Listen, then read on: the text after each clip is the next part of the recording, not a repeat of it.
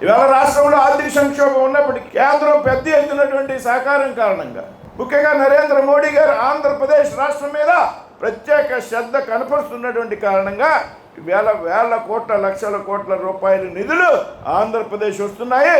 కొన్ని లక్షల కోట్ల రూపాయల విలువైనటువంటి ప్రాజెక్టులు ఇవాళ ఆంధ్రప్రదేశ్లో ప్రారంభమవుతూ ఉన్నాయి.